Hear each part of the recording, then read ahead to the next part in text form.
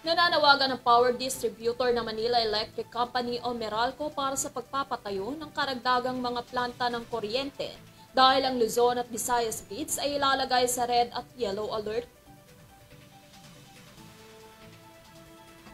Nananawagan ng Manila Electric Company Meralco para sa pagtatayo ng kuryente dahil ang lugar ng Luzon at Visayas grids ay ilalagay sa red at yellow alert.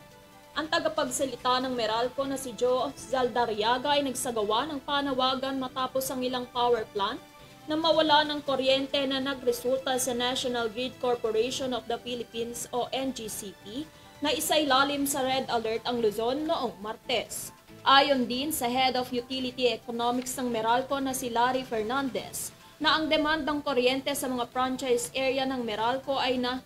na-shuttered sa high peak noong 2023 na 8,400 megawatts noong Lunes. Sinabi rin ni Fernandez na titignan pa kung magre-resulta sa mas maraming rotating power outage ang kasalukuyang sitwasyon ng power grids sa bansa. Pagkatapos nito ay sinabi ni Zaldariaga na ang ILP program ng Meralco kung saan ang mga kalahok na may generator set ay pansamantalang humiwalay sa Meralco grid upang payagan ng Meralco na maka-accommodate ng karagdagang pangangailangan mula sa mga non-generator equipped structures tulad na lang ng residential areas